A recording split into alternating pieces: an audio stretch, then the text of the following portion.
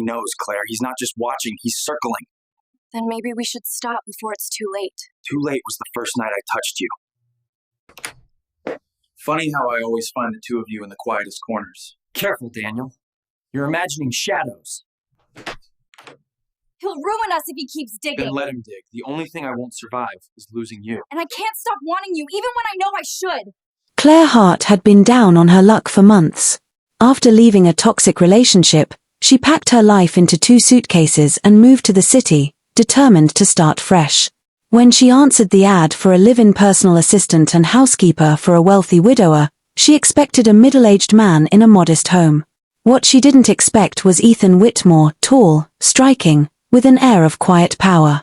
His mansion wasn't just a house, it was a fortress of glass and steel overlooking the river.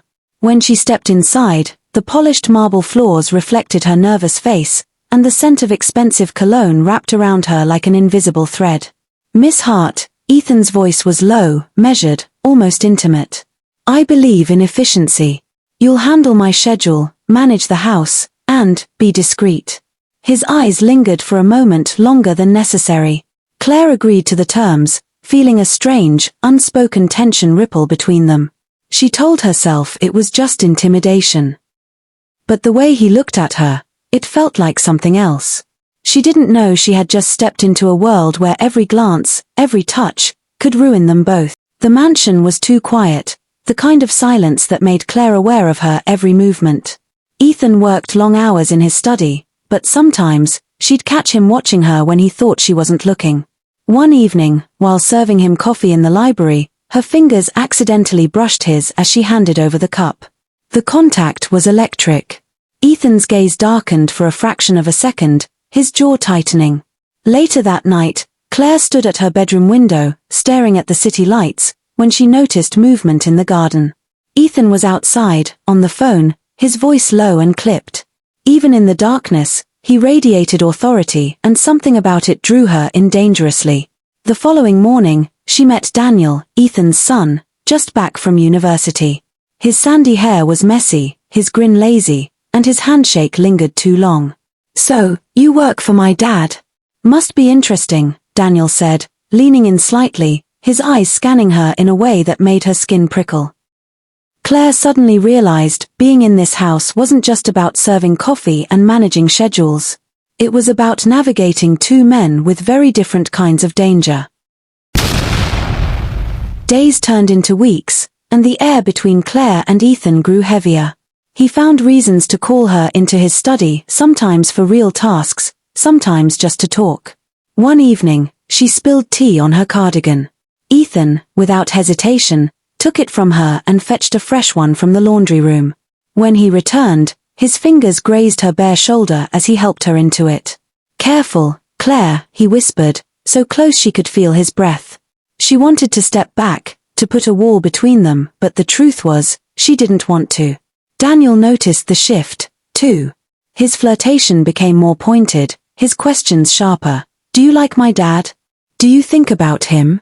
Claire was trapped between them, one man dangerous because he was young and reckless, the other dangerous because he was old enough to know exactly what he was doing. And deep down, she knew something was going to break. It started with a storm. The rain pounded against the windows, lightning flashing through the house. A late meeting kept Ethan at work, and Daniel joined Claire in the kitchen. He was charming, asking questions about her life, teasing her about her quiet nature. Then, without warning, he stepped closer, brushing a strand of hair from her face. "You're too pretty to be hiding in this house," he murmured. Before she could respond, the front door opened. Ethan stepped in, water dripping from his coat, his gaze immediately locking on the two of them. "Daniel." "A word," Ethan said coldly. His son rolled his eyes but left. Ethan didn't speak to Claire that night, but the next morning, he found her in the hallway, and for the first time, he touched her. Just his fingertips on her wrist, a light press, but it sent her pulse racing. "Stay away from my son," he said, his voice low. "For your own good." The warning should have scared her. Instead, it made her wonder what was he really afraid of. The night was warm, the kind of late summer evening where the air feels heavy against your skin. Claire had been finishing the weekly accounts in the library when the grandfather clock struck midnight. She heard the creak of the front door and looked up to see Ethan stepping in, jacket slung over his arm, tie loosened. The faint smell of whiskey and rain drifted in with him. "You're still awake," he said, surprised, as his gaze swept over her. "I wanted to finish the numbers before tomorrow," she replied, stacking the papers. Her voice came out quieter than she intended. Ethan walked to the bar at the corner of the room, pouring himself a drink. "You work too hard," he said, swirling the amber liquid before taking a slow sip. His eyes didn't leave hers. For a moment, neither of them spoke. The only sound was the ticking clock and the distant hum of the city. Then Ethan crossed the room, standing just close enough for her to feel the warmth of him. His blue eyes were darker now, unreadable. "You shouldn't be here this late," he murmured, his voice low. She meant to move away, to put the desk between them, but his hand brushed hers where it rested on the polished wood. The contact was deliberate this time. Her breath caught. "Ethan," she started, but the word died in her throat. He leaned in, not touching her further, but close enough that she could see the faint shadow of stubble along his jaw. "I told you to stay away from Daniel," he said softly, "because I know what happens when men in this house want something they shouldn't." Her pulse hammered. "And what do you want?" she asked before she could stop herself. His lips curved, not a smile, but something darker. "Don't ask questions you don't want the answer to." Then, just as quickly, he stepped back, the spell broken. "Good night, Claire," he said, walking out, leaving her standing there with trembling hands and a heart that wouldn't slow down. The following week, Ethan hosted a business dinner at the house. The mansion was filled with guests in expensive suits and glittering gowns. Claire wore a simple black dress that skimmed her curves, her auburn hair falling in soft waves over her shoulders. Daniel was there too, watching her from across the room with that mischievous smile. He sidled up to her while she was serving drinks. "You clean up nice," he said, his voice low. "Careful, Dad might start paying you more." She rolled her eyes, but before she could respond, Ethan appeared behind her. "Daniel," he said sharply, "your attention should be on our guests." Daniel smirked. "Or maybe you're worried my attention's on the wrong person." Ethan's jaw flexed, but he said nothing, moving on. Later that night, after the last guest had gone, Claire stayed behind to tidy the dining room. She was stacking plates when she felt Ethan's presence in the doorway. "You looked beautiful tonight," he said, his voice quieter than the clinking of the china. She turned, startled. "Thank you." For a moment, they just stood there, two people who knew they shouldn't be alone like this, but couldn't seem to help it. Then Ethan stepped forward, took a plate from her hands, and set it down. His fingers brushed hers, lingering a heartbeat too long. "Go to bed, Claire," he said, but his tone wasn't an order, it was almost a plea. It was past midnight again when Claire woke to the sound of voices outside. She slipped on a cardigan and padded down the hallway, peeking out from the terrace door. Daniel was in the garden, arguing with his father. "You're treating her like she's yours," Daniel said, his voice sharp. "She's just the help, Dad." "Or, is she?" Ethan's voice was calm but icy. "Watch yourself." Daniel laughed bitterly. "You think I don't see the way you look at her? Guess we've got the same taste." Before Ethan could respond, Claire stepped back from the door, her heart pounding. She didn't want to hear more. Not because she didn't care, but because she did. She returned to her room, but sleep didn't come. She could still see Ethan in her mind, tall, controlled, dangerous, and she could still feel the heat of his hand from that night in the library. When she finally drifted off, it was to the memory of those piercing blue eyes, and the terrifying thought that she might already be in too deep. It was another restless night. Claire sat in the library, curled up in the leather armchair with a book, though she hadn't turned a page in half an hour. The storm outside rattled the windows, rain streaking the glass like tears. The door opened quietly. She didn't have to look up to know it was Ethan, his presence seemed to change the air itself. "You can't sleep either?" he asked, his voice low, rougher than usual. He was in a dark sweater, the sleeves pushed up, and his hair was slightly damp, as though he'd just come from the rain. She shook her head. Too much on my mind. He stepped into the room, closing the door behind him. Daniel. Her eyes flicked to his. I overheard you two in the garden, the other night. His jaw tightened, but he didn't deny it. He walked closer, slow, deliberate, until he was standing in front of her. And what did you hear? That he thinks, you look at me a certain way. He held her gaze, unflinching. Do you think he's wrong? Her heart pounded. Ethan, she started, but the word caught in her throat when he reached down and took the book from her hands, setting it aside. I've tried to stay away, he said, his voice barely above a whisper. But every time I see you, it gets harder. She should have stood, put space between them, but when his hand brushed her cheek, her body betrayed her. She leaned into his touch, her breath quickening. Tell me to stop, he murmured, his thumb tracing the edge of her jaw. But she didn't. She couldn't. He bent down slowly, giving her every chance to pull away, but when his lips finally met hers, the room seemed to fall away.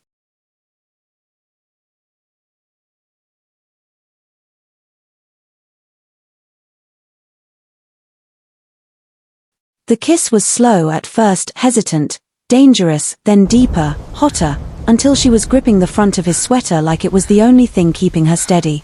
When they finally broke apart, his forehead rested against hers, both of them breathing hard. This can't happen again, he said.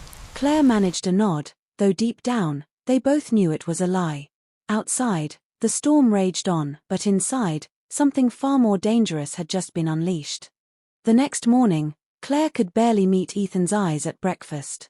He sat at the head of the long dining table, crisp white shirt, sleeves rolled up, sipping his black coffee as if nothing had happened. But she could feel it, the tension from the night before, thick and unspoken, curling between them like smoke. Daniel, however, seemed in unusually high spirits. He strolled in late, tousled hair, hoodie half-zipped, flashing her a grin that made her uneasy. Morning, Claire, he said, taking the seat beside her instead of his usual spot across the table. Sleep well? Her spoon froze halfway to her mouth. Fine, thank you. Ethan's gaze flicked to his son, then to her, sharp and assessing. Daniel, don't you have somewhere to be? Not till later, Daniel said lazily, leaning closer to Claire. Plenty of time to catch up with our lovely housekeeper. Claire forced a polite smile, but inside, her chest tightened. The way Daniel's eyes lingered felt deliberate. Like he was testing her, looking for a crack. Later that day, Claire was in the pantry, stocking shelves, when she heard footsteps. She turned to find Daniel leaning against the doorframe, blocking her way. You're different lately, he said. In what way? Jumpy. Avoiding me. And Dad's been protective. His voice lowered. Makes me wonder what's going on. Her stomach dropped. There's nothing going on, Daniel. He smirked, stepping closer. I don't believe you. You should know I always get what I want. And right now, I'm not sure if that's you, or the truth. Before she could answer, a shadow moved in the hall. Ethan was there, silent, watching. Daniel, Ethan said, his voice like ice, go upstairs. Daniel glanced between them, a slow grin spreading across his face. Sure, Dad. Wouldn't want to interrupt. When he was gone, Ethan stepped into the pantry, closing the door behind him. You have to be careful, he said, low and urgent. He's suspicious. She nodded, her breath shallow. Then maybe we should. But before she could finish, Ethan's hand was on her waist, pulling her close. His voice was a growl against her ear. I'm not letting you go, Claire. The words sent a shiver through her, not just from desire, but from the realization that whatever had started between them was already spiraling beyond their control. Daniel had always been playful, careless, even, but in the days after that tense pantry encounter, something about him shifted. Claire felt it first in the small things. The way he lingered in doorways when she was alone with Ethan. The questions disguised as jokes. Busy in the library again last night? The subtle glances from across the table when Ethan spoke to her. It wasn't just suspicion now, it was strategy. The camera. One afternoon, Claire was dusting the study when she noticed something odd on the bookshelf, a small, blinking red light. She leaned closer and realized it was a tiny hidden camera. Her chest tightened. Daniel. She grabbed it, shoving it into her cardigan pocket just as Ethan walked in. His eyes scanned her face immediately. What's wrong? She hesitated, then pulled out the device. Ethan's expression hardened. Where did you find this? Here. In your study. His jaw clenched, and for a moment he looked dangerous. Not just controlled and powerful, but dangerous. I'll handle it, he said. He knows, Claire. He's not just watching, he's circling. Then maybe we should stop before it's too late. Too late was the first night I touched you. Funny how I always find the two of you in the quietest corners. Careful, Daniel. You're imagining shadows. He'll ruin us if he keeps digging. Then let him dig. The only thing I won't survive is losing you. And I can't stop wanting you even when I know I should. Said, his voice low. That night, Daniel announced he was cooking dinner for the three of them, a rare occurrence. He poured wine, kept the conversation light, but Claire could feel the undercurrent, his eyes flicking between her and his father like a predator watching prey. Halfway through the meal, he leaned back in his chair, swirling his glass. You know, Claire, I had a dream about you last night. Ethan's fork froze. Enough, Daniel. Daniel smirked. Relax, Dad. It was nothing inappropriate. He paused. Although, sometimes dreams do tell the truth, don't they? Claire's cheeks burned. She excused herself to the kitchen, her hands shaking. A moment later, Ethan joined her, closing the door. His voice was tight. His pushing, Claire. He wants to catch us. We can't give him the chance. Her heart was racing. Then maybe we should stop. Ethan stepped closer, his hand brushing her hip in a fleeting, dangerous touch. Do you really want to? Her silence was all the answer he needed. At midnight, Claire left her room for a glass of water. In the dimly lit hallway, she heard movement, soft footsteps behind her. She turned to find Daniel, leaning casually against the wall. Couldn't sleep? He asked, eyes glinting. No, she said, forcing calm. He stepped closer, lowering his voice. Me neither. I keep thinking, if I follow you long enough, I'll find out exactly what you're hiding. Claire's breath caught, and before she could respond, Ethan's voice cut through the darkness from behind her. Go to bed, Daniel. The hallway went still. Daniel smirked, but this time it didn't feel playful, it felt like a declaration of war. As she walked back to her room, Claire realized the truth. This house was no longer safe. And sooner or later, the secrets inside it were going to explode. It was a Saturday afternoon, the kind of lazy day where the house felt almost peaceful. Daniel had left earlier, claiming he was meeting a friend, and Ethan was in his study working through some contracts. Claire was in the laundry room, folding fresh linens when her phone buzzed. Ethan, come upstairs. Guest room. Her breath caught. She knew she shouldn't. They had promised to be careful, to keep distance. But lately, the space between them felt like it was suffocating both of them. She hesitated only a moment before heading up. Ethan was standing by the window of the guest room, shirt sleeves rolled up, the top buttons undone. The late sunlight poured across his face, softening the sharpness of his features. I needed a break, he said simply. Claire closed the door behind her, her pulse racing. So you called me? His lips curved faintly. You're the only break I want. She laughed softly, shaking her head, but when she moved past him toward the bed to set down the folded linens, his hand caught her wrist. The touch was warm, deliberate, and in the next heartbeat, she was in his arms, their mouths colliding in a kiss that was all heat and months of restraint breaking. They didn't hear the footsteps until it was too late. The sound of the door creaking open froze them both.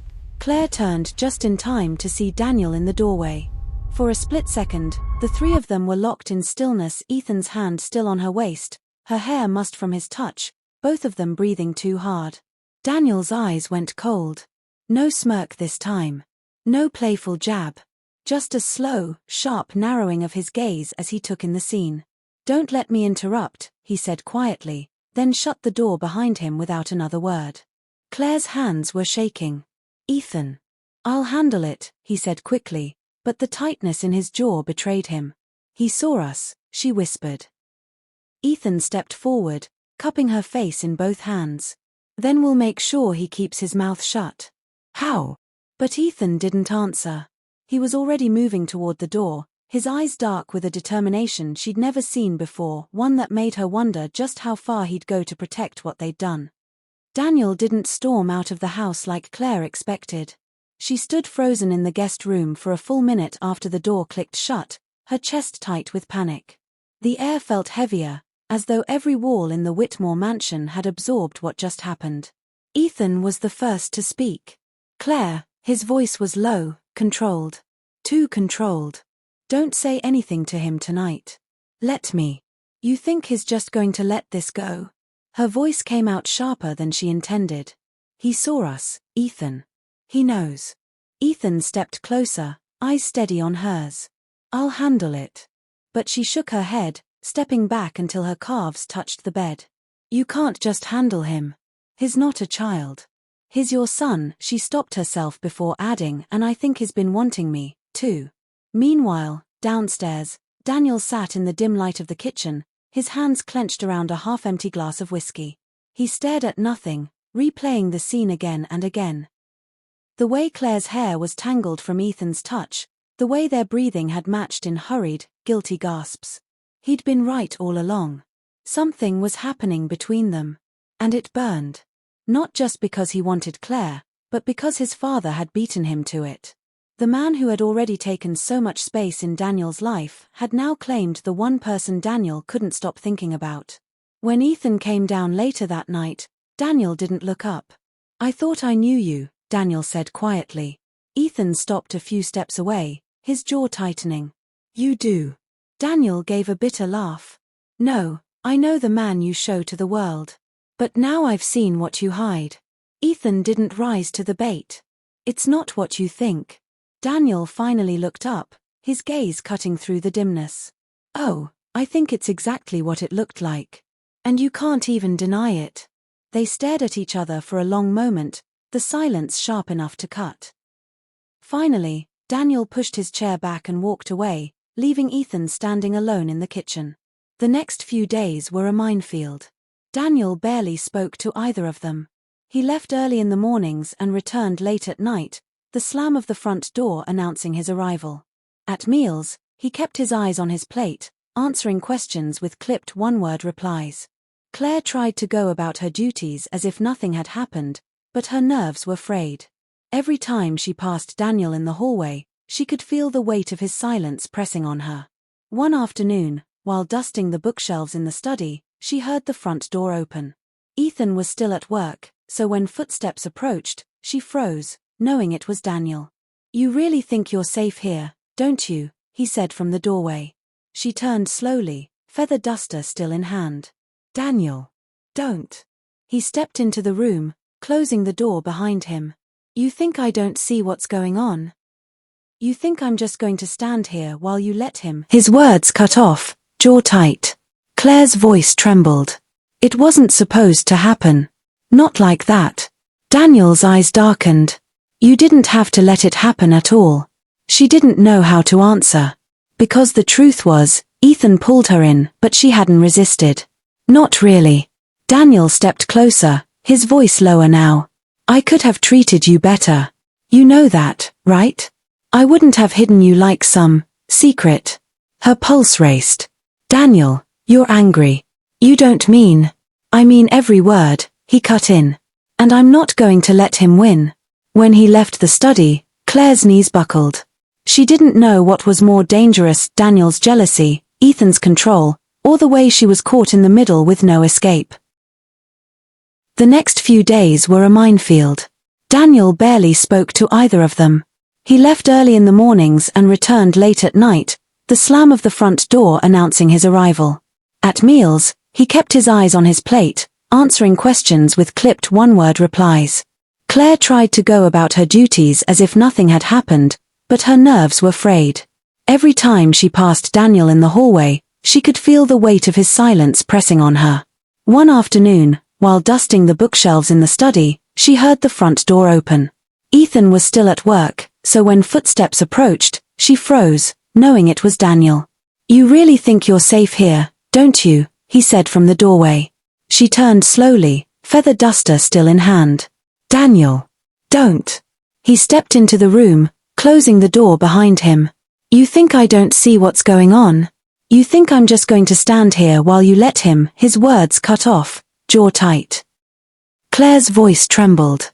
It wasn't supposed to happen. Not like that. Daniel's eyes darkened. You didn't have to let it happen at all. She didn't know how to answer. Because the truth was, Ethan pulled her in, but she hadn't resisted. Not really. Daniel stepped closer, his voice lower now. I could have treated you better. You know that, right? I wouldn't have hidden you like some secret. Her pulse raced. Daniel, you're angry. You don't mean. I mean every word, he cut in. And I'm not going to let him win. When he left the study, Claire's knees buckled. She didn't know what was more dangerous, Daniel's jealousy, Ethan's control, or the way she was caught in the middle with no escape. By Friday, the tension snapped. Ethan came home early, his tie loosened, clearly ready to relax until he saw Daniel in the living room with Claire. She was sitting on the couch, looking small and uneasy, while Daniel leaned against the armrest, his posture too casual to be innocent. Ethan's gaze flicked between them. What's going on here? Daniel didn't move. Just talking to your housekeeper. The word was deliberate. Claire flinched.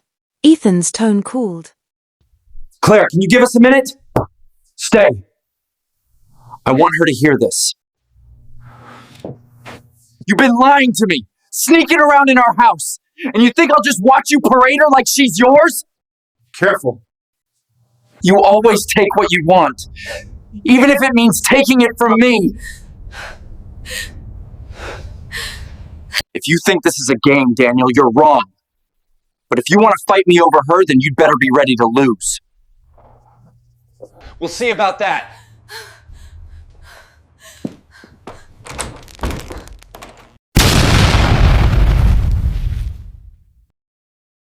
The storm outside had been building for hours, rattling the windows of the Whitmore mansion. Inside, the silence between Ethan and Daniel was heavier than the rain. Claire had retreated upstairs, sensing this was not a conversation she could or should be part of. Ethan stood by the fireplace, hands clasped behind his back, staring into the flames. Daniel sat across from him, arms folded, his jaw tight. The only sound was the soft hiss of burning wood. Finally, Ethan spoke. There's something I should have told you a long time ago, son. Daniel's eyes narrowed. Another secret. Ethan's gaze stayed fixed on the fire. It's about your mother. The air shifted. Daniel's expression hardened. Don't. No, you need to hear this.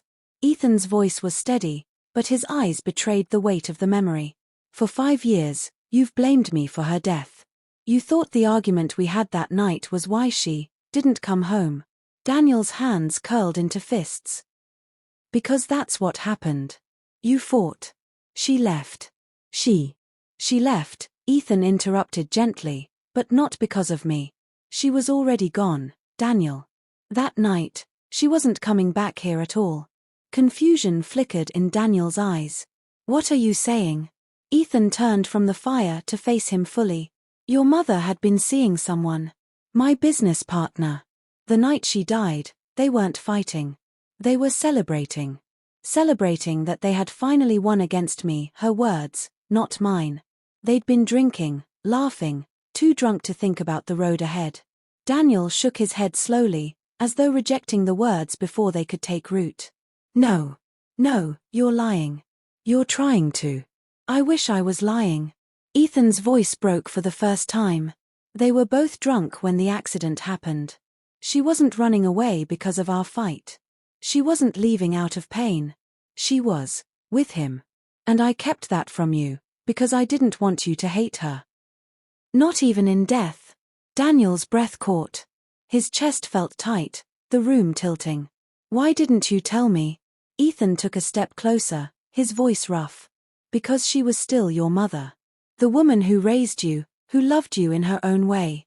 I wanted you to keep the best memories of her, not the worst.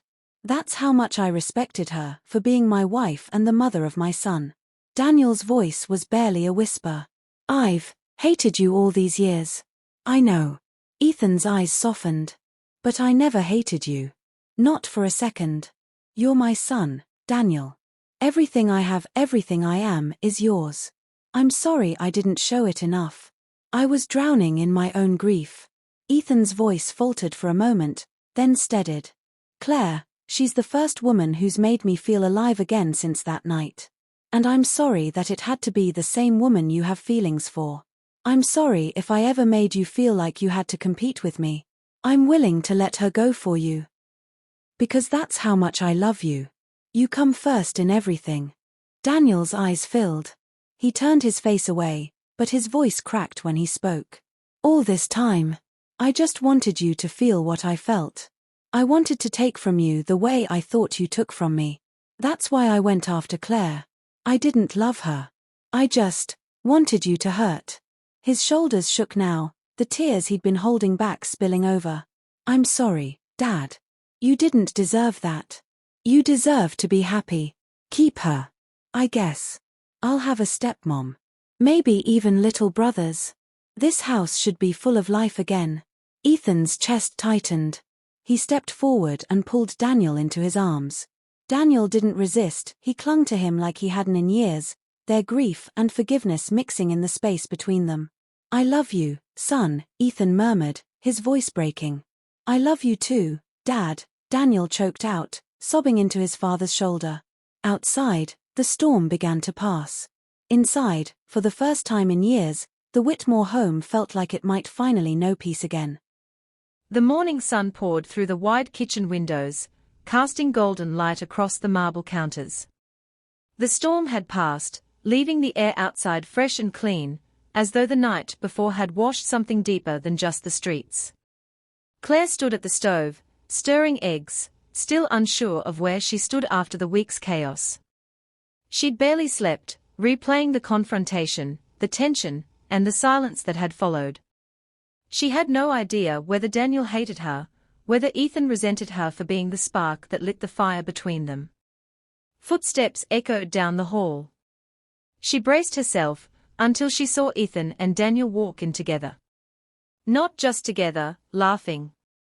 It was a sound she hadn't heard from either of them in far too long. Ethan's hand rested on Daniel's shoulder in a way that felt natural, unforced. Daniel's eyes, once sharp with accusation, were calm now, tired, but lighter. Claire froze with the wooden spoon still in her hand. What's going on? She asked, her voice tentative. Daniel grinned faintly. You can relax, Claire. We are not going to tear each other apart over you anymore. Her eyes darted between them. I didn't mean to. I know, Daniel said, cutting her off gently. He stepped closer. I owe you an apology. For making you feel like you were a prize to be won. That was never fair to you. Claire's throat tightened. Daniel. He smiled, a little sadly. Dad told me the truth about Mom. About everything. I see things clearer now. And I want this house to be better. For all of us. Ethan stepped in then, his voice warm. Claire, last night we cleared years of bitterness between us. And I told Daniel what I should have told him years ago. He looked at his son, pride softening his features. He's a good man. Stronger than I ever realized. Daniel chuckled under his breath. Don't get sentimental, Dad. Ethan smiled. Too late. Claire's chest loosened. The knot of dread that had been there for days began to untangle. She turned back to the stove, blinking away sudden tears. As they sat down to breakfast together, the atmosphere was different. Not perfect, healing was never instant, but warmer. Easier. There was space now for laughter to return, for conversation to flow without the undercurrent of accusation. Midway through the meal, Daniel leaned back in his chair. So, if you two ever get married, do I get to be best man? Claire nearly choked on her coffee. Ethan just raised an eyebrow. Don't get ahead of yourself, he said. But Daniel's grin said he didn't mind the idea at all. And for the first time in years, the Whitmore home felt like what it had always been meant to be, not just a house of walls and windows, but a place where love, however complicated, could finally breathe again.